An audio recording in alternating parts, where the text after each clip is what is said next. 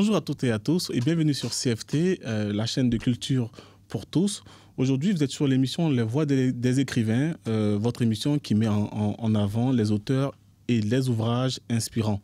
Aujourd'hui, nous avons le plaisir de recevoir Edna Damas qui nous a produit un livre excellent sur le développement durable.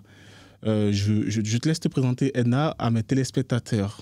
Bonjour à tous et merci en tout cas pour l'invitation. Je suis honorée d'être là parmi vous. Donc moi je suis une commerciale, on va dire, du réseau bancaire pur et dur depuis 21 ans. J'ai rédigé ce livre en fait est la transformation de mon sujet de thèse que j'ai passé à l'ESSEC dans le cadre du CESB Management. D'accord, donc c'est un livre qui a été inspiré de votre expérience sur le terrain, de ce que vous avez vu. C'est un peu ça, c'est ça? C'est exactement ça. C'est un livre que j'ai transformé du coup pour, on va dire, transmettre, on va dire, le fruit de mes recherches à l'issue du coup de ce diplôme que j'ai préparé. Et est-ce que vous avez d'autres motivations qui vous ont poussé à écrire ce livre, en dehors du fait que vous étiez sur le terrain, vous avez vu les réalités de ce terrain-là? Alors oui, l'autre raison qui m'a poussée à l'écrire, c'est qu'en fait, je me suis rendu compte qu'il n'y avait pas beaucoup de livres sur ce sujet qui traitaient de la thématique des banques de détail. Ah d'accord, donc c'est un peu aussi une des raisons pour lesquelles... Oui, et je me suis dit, oui, je peux apporter de la valeur ajoutée dans le secteur. D'accord. Mais vous, aujourd'hui, avant même d'entrer dans le vif du sujet, hein, dans ce livre, avec l'actualité actuelle, avec Donald Trump et tout ce qui va avec concernant le réchauffement climatique et les États-Unis qui se retirent des accords de Paris et tout ça, est-ce que vous ne vous dites pas, un moment, j'ai peut-être trop vite écrit ce livre? Non, je ne me le dis pas à aujourd'hui. Pourquoi? Parce que ce livre il y a plein de petites astuces, entre guillemets, que ce soit pour les entreprises. Il faut savoir quand même qu'en France, Martelly, il y a la législation qui impose en fait aujourd'hui à différentes entreprises, notamment au niveau du secteur bancaire, de mettre en place en fait des actions concernant le développement durable. On voit qu'il y a une mouvance, on va dire, de cette thématique dans les banques. Pourquoi? Parce que premièrement, les acteurs majeurs sont demandeurs, notamment les clients. Aujourd'hui, les clients choisissent leur banque par rapport à, on va dire, leur appartenance, par rapport à ce choix de thématique. Donc, non, surtout quand ils veulent investir et tout ça. De toute façon, on aura le temps d'en parler. Oui. Mais là, pour commencer, comment vous décrivez une banque durable? Pour vous, c'est quoi? Qu'est-ce qui diffère une banque durable d'une banque classique, par exemple? Une banque durable, aujourd'hui, pour moi, c'est la banque qui va pouvoir répondre aux attentes en fait, du client par rapport au changement climatique. Une banque classique de réseau, comme on l'avait auparavant, c'était une banque qui répondait effectivement par rapport aux services. C'est des banques, on va dire, de capitalisation qui avaient un objectif. C'était de capitaliser en développant effectivement un certain nombre d'entrées en relation, de clients, de propositions d'épargne ou de services. Aujourd'hui, les banques durables vont s'intéresser avant tout au bien-être en fait, des clients. On s'intéressait à ce que réellement les clients souhaitent. Est-ce que les clients qui choisissent une banque durable, est-ce qu'elles recherchent avant tout la rentabilité ou elles recherchent plutôt la... C'est une très bonne question d'ailleurs. J'allais d'ailleurs répliquer là-dessus, parce qu'aujourd'hui, on est quand même dans un monde où les banques jouent un rôle crucial dans le développement quotidien, surtout dans l'économie réelle. Aujourd'hui, d'ailleurs, vous en parlez dans votre livre. Aujourd'hui, quand vous parlez de développement durable, est-ce qu'on n'est pas dans une forme d'utopie, selon vous? On n'est pas dans une forme d'utopie, on est dans un changement de schéma. Je prends un exemple tout basique. Il y a 30 ans en arrière, le mouvement, par exemple, des véganes, on n'en parlait pas. Voilà. Pourquoi il y a eu les véganes? Parce qu'il y a eu une prise de conscience simplement pour cette communauté qui veut prendre soin de leur santé en faisant attention, en limitant en fait, la consommation par exemple des viandes ou autres. Donc ça c'est une prise de conscience. Dans la finance c'est exactement pareil. C'est une prise de conscience en fait, des consommateurs qui va inciter en fait, les clients à choisir plutôt une banque, non plus pour le côté rentabilité, mais plutôt par rapport aux valeurs en fait, qu'elle va inculquer aux clients. D'accord. Et vous, aujourd'hui, quels sont les critères pour vous qui permettent d'évaluer si une banque elle est plutôt engagée dans le financement durable ou pas? Est-ce qu'il y a des critères qu'une personne peut voir ou que vous voyez qui vous fait croire qu'une banque est dans le développement durable? Il y a deux choses.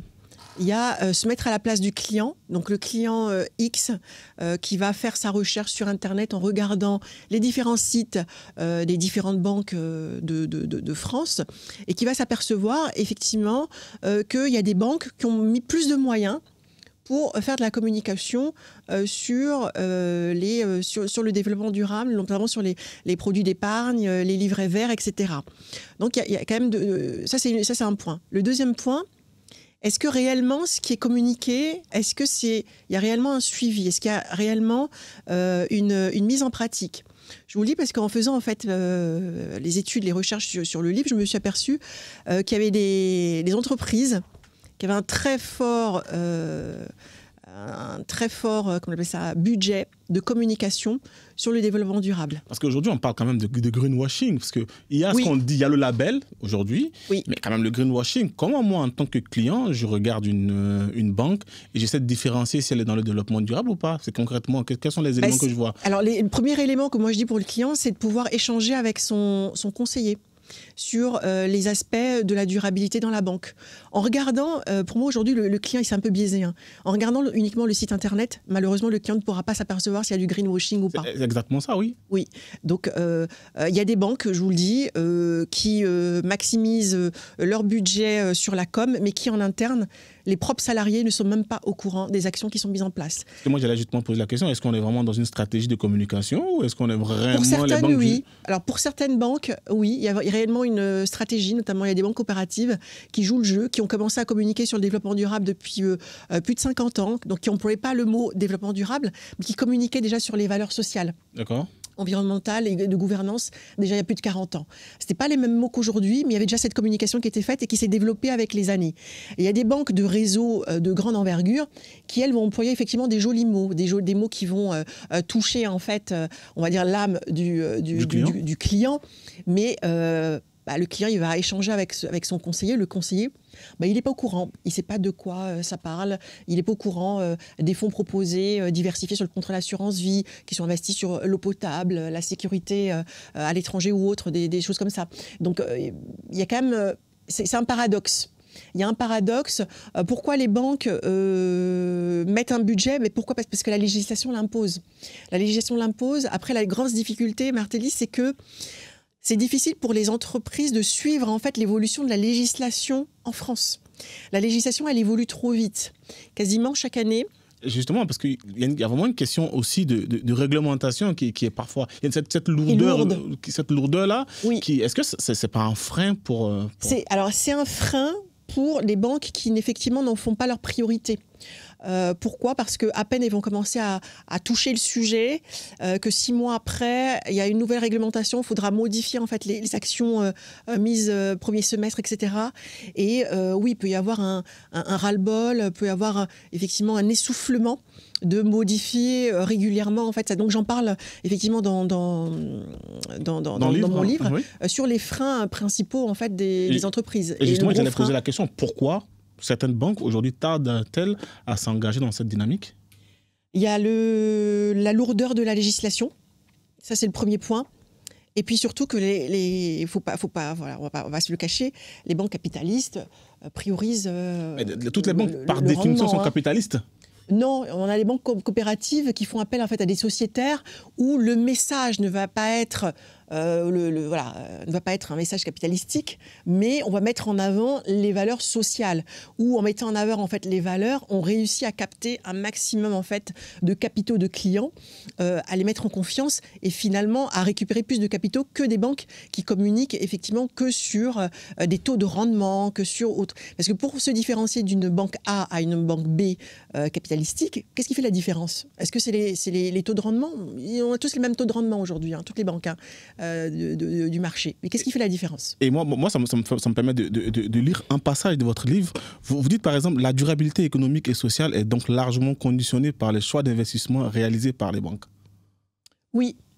Donc les choix réalisés par les banques, ça va être en fonction de l'orientation qu'ils ont envie de donner à l'entreprise, ouais, et l'orientation qu'ils ont envie, entre guillemets, de donner aussi aux clients. Oui, mais parce que les banques, par définition, comme je disais, il y a quand même une recherche peu importe la banque, de retour sur investissement. Il y a quand même on recherche quand même à... Ou vous croyez que non, toutes les banques ne sont pas dans cette dynamique? Alors, en ce moment, ça deviendrait de la philanthropie pour des banques, non? Non, officiellement, en fait, la stratégie, elle n'est pas du tout la même. Lorsqu'on est dans une stratégie comme une grande banque de réseau, et on va prendre une banque qui fonctionne avec des sociétaires, la stratégie de communication, elle va pas être basée sur la même chose, même si le résultat, en fait, il est le même. Aujourd'hui, on touche quand même à la psychologie quand même du client, hein. Qu'est-ce qui fait vendre aujourd'hui pourquoi vous achèterez toujours le Nutella où il y a 300 morceaux de sucre que une autre marque de pâte à tartiner où on vous garantit qu'il y a 20 morceaux de sucre, etc. C'est un peu ça. C'est aujourd'hui où est-ce qu'on veut amener en fait où est-ce qu'on veut apporter notre développement.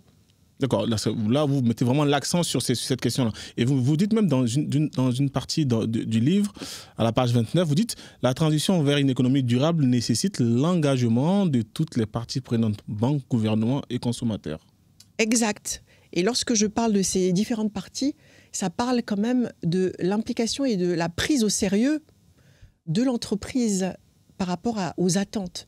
Parce que moi, je peux vous dire aujourd'hui, je vais travailler dans une banque. Vous voyez, vous allez voir sur le site internet, oui, on prend à cœur les besoins des clients, etc. Mais quand on creuse réellement, c'est de la fausse information. C'est ce qu'on entend en général dans le discours populaire. C'est de la fausse information. C'est des informations en fait, qui sont données pour faire bien, pour dire que oui, aujourd'hui, on fait partie d'un groupe d'entreprises où on a à cœur le développement durable, pour que nos clients ils se sentent impliqués, pour que nos clients ils se sentent en sécurité. Mais en fait, pour la plupart, ce n'est pas le cas malheureusement. D'accord. Et moi, j'ai envie de savoir une chose. Vous dites, par exemple, là, aujourd'hui, ces différents acteurs sont très importants dans ce processus. Mais aujourd'hui, quels sont les freins réglementaires que vous avez pu identifier et quels sont les freins économiques que vous avez pu identifier dans la mise en place de cette démarche? Alors, les freins réglementaires, déjà, ils sont très lourds. Et ensuite, il faut que l'entreprise puisse mettre en place en fait, des structures d'analyse, de suivi. Parce que les clients, qu'est-ce qu'ils recherchent? Les clients, ils recherchent en fait une transparence au niveau des informations. Est-ce qu'aujourd'hui, les banques sont prêtes à transmettre en fait, ces informations qui sont transparentes quand tous les 6 mois, il faut il faut améliorer, modifier, voire créer en fait une nouvelle structure à cause de cette réglementation.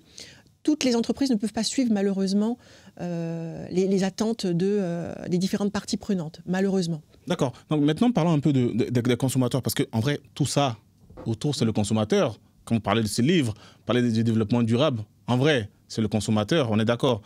Aujourd'hui, quel est le rôle quel rôle peuvent jouer les consommateurs dans cette transformation? Est-ce qu'ils ont un rôle clé ou est-ce qu'ils ont un rôle particulier à jouer dans cette démarche de développement durable? Alors, il y a toujours, j'ai envie de dire, la version officielle et la version officieuse. Alors, explique-moi. La version officielle, Martelly, ça va être le rôle que l'entreprise voudra donner au client. Est-ce qu'on va lui faire croire effectivement qu'il est un acteur majeur pour l'entreprise? Est-ce qu'on va faire croire aux parties prenantes, aux clients, que son avis est décisionnaire sur le choix, par exemple, des différents fonds ou sur les secteurs d'investissement ou autres? Après, je dis la partie officieuse. On peut mettre en place des sondages, des systèmes de suivi, d'accompagnement de clients pour que le client se sente impliqué. Parce qu'aujourd'hui, ce que le client il recherche, avec cette évolution de tendance d'année en année, le client, en fait, il a besoin de se sentir impliqué. Là où va son argent. Il a besoin de choisir, s'il veut choisir d'investir dans l'eau potable, s'il veut choisir d'investir dans l'éducation, en Inde ou autre, il a besoin, oui, l'impliquer serait... de lui communiquer les informations de manière transparente au fil de l'eau. Voilà, monsieur le client, aujourd'hui, votre argent a été investi depuis 1 an. Voici ce qui a été fait dans telle région ou autre. Donc ça, j'avais étudié le cas lorsque j'étais à l'ESSEC. Pourquoi pas développer en fait des systèmes de visite de sites là où les clients investissent réellement leur argent pour qu'ils se sentent vraiment impliqués. Oui, avec un système de visite de visite virtuelle. Vous savez, comme les enfants, ils avaient à un moment un jeu avec les lunettes virtuelles, les casques virtuels, mais lors d'échanges avec le client, voilà, développer les casques virtuels, voilà où votre argent il investit. Vous ne souhaitez pas que votre argent soit investi dans telle thématique, dans le charbon ou d'autres secteurs. Vous avez choisi tel secteur, voici ce que l'entreprise prévoit de faire. C'est une manière aussi de communiquer, d'être transparent. Mais combien d'entreprises sont prêtes à le faire aujourd'hui? Pas beaucoup. Il y a des banques qui sont... Est-ce qu'aujourd'hui, pour vous, croyez qu'au-delà de ça, est-ce que les clients peuvent eux-mêmes orienter leurs choix ou orienter les banques vers des choix personnels? C'est-à-dire que moi, je suis un client, je suis intéressé, je dis à ma banque, je suis intéressé pour investir dans tel véhicule qui est du développement durable et vous ne l'avez pas dans vos portefeuilles. Est-ce qu'on a ce droit-là? Est-ce que le client a techniquement ce droit? Le client a le droit de s'exprimer. Après, est-ce que la voix d'un client va suffire à faire soulever en fait tout le service de développement d'une entreprise pour aller chercher les partenariats, pour faire valider les partenariats? Est-ce qu'il n'y a pas aussi la possibilité pour les banques, par exemple, ou pour une institution de ce type-là, plutôt que de dire qu'on n'a pas, mais on peut vous réorienter? Est-ce qu'on a ce droit-là ou pas? Vous savez ou pas? Alors, moi, ce que je dis, parce que j'ai échangé avec quelques banques mutualistes, quelques banques qui sont plutôt à aspect régional, mais qui prennent vraiment le sujet à cœur, c'est-à-dire que les clients sont des sociétaires. C'est-à-dire que ce sont les clients qui votent à l'Assemblée générale, en fait, les projets, en fait, de l'entreprise. Et ça, la vision du client, elle change déjà par rapport à l'entreprise concurrente où l'avis du client n'est pas sollicité malheureusement. Dans les entreprises où les clients vont être sociétaires, oui, ça va passer par des votes, même qui n'obtiennent pas la majorité, mais le client, effectivement, aura la sensation, il aura le sentiment, effectivement, d'être accompagné, d'être écouté et que sa voix compte pour quelque chose, sa voix compte pour une amélioration des meilleures conditions de vie à l'avenir. D'accord. Et autre exemple, vous parlez dans ce livre de prêts écologiques et d'obligations vertes. Pour les profanes, c'est quoi? Alors les prêts écologiques, ça va toucher notamment au niveau des clients qui ne veulent pas, par exemple, percevoir qui ne veulent pas payer de taux d'intérêt parce qu'ils se disent voilà, on a pour des raisons religieuses, il y en a d'autres pour d'autres raisons, sont contre le fait d'avoir à payer des intérêts. En expliquant simplement aux clients, voilà, nous, les taux d'intérêt que la banque vous propose, évidemment, ce n'est pas des taux à 0%, puisqu'il faut quand même qu'il y ait une rémunération, mais par contre, ce que vous allez payer, ce que la banque va percevoir de ces intérêts, vont servir à construire une école dans tel quartier, va servir à développer telle structure, avec telle thématique, dans telle région. Et on peut impliquer le client dans quelle région il souhaite, par exemple, que ces intérêts, en fait, aillent pour répondre à son besoin de transition, en fait, écologique. Ça peut être une manière en fait d'expliquer. Il y a des clients qui vont dire écoutez, ça m'est complètement égal, voilà, j'ai besoin de mon argent, j'ai besoin d'acheter une nouvelle voiture, j'ai besoin voilà, de faire mes travaux, mettez l'argent où vous souhaitez, ça m'est complètement égal. Mais il y a une bonne partie aujourd'hui de plus en plus de clients qui deviennent de plus en plus exigeants et qui sont très regardants. Et oui, ça les intéresse, ils veulent savoir. Franchement, super livre, super ouvrage. Franchement, je vous félicite encore une fois de plus. Et il y a un passage que j'ai beaucoup apprécié, moi, dans ce livre, c'est que vous parlez du rôle pédagogique des banques.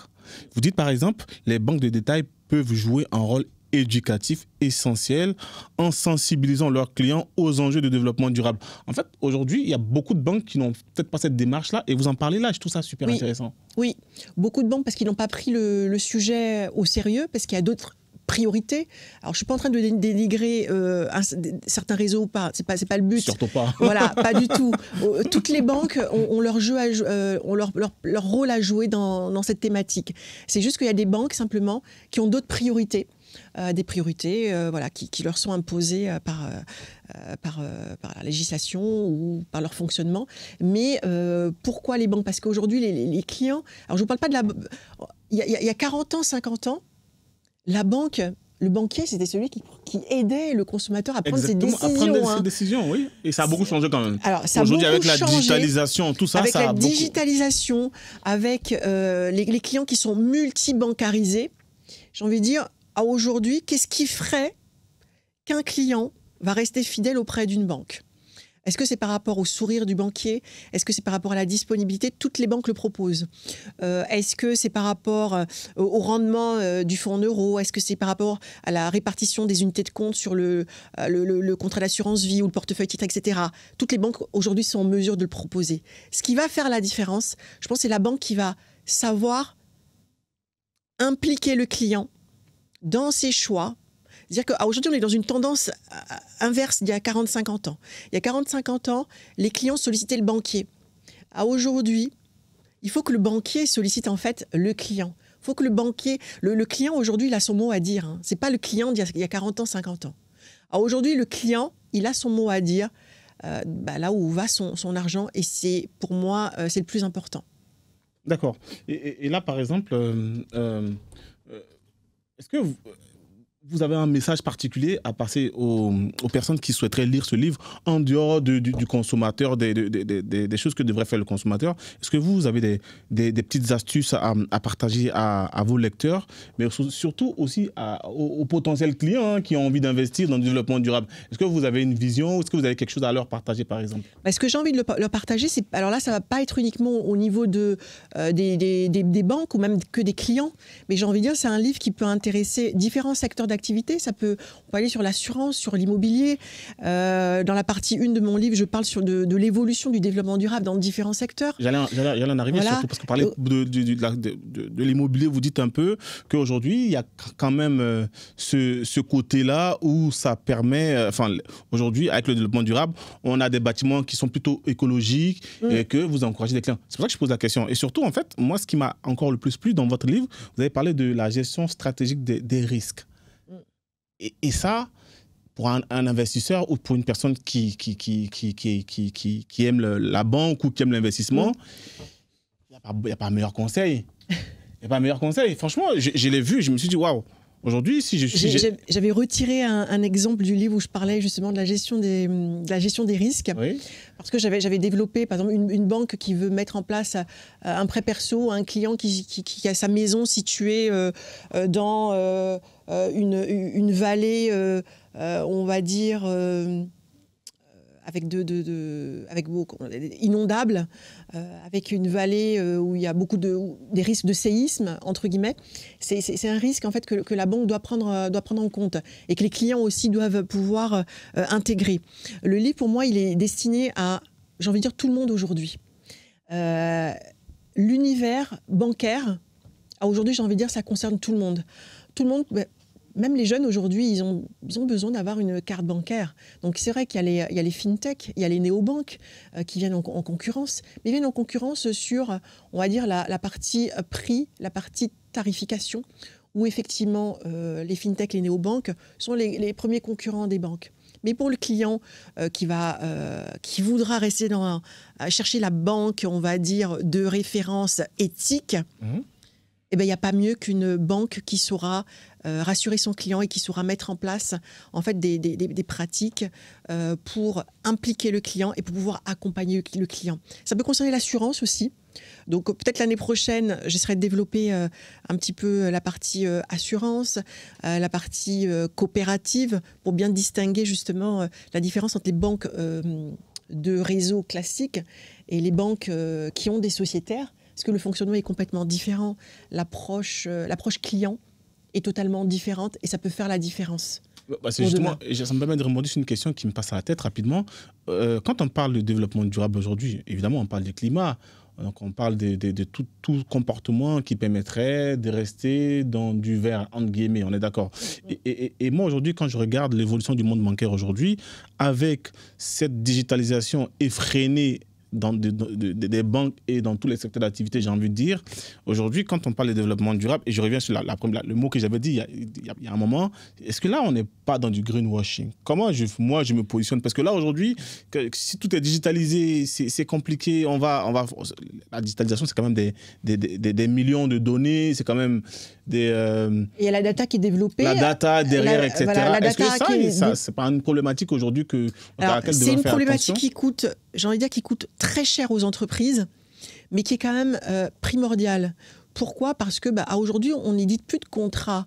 On fonctionne avec de l'e-signature.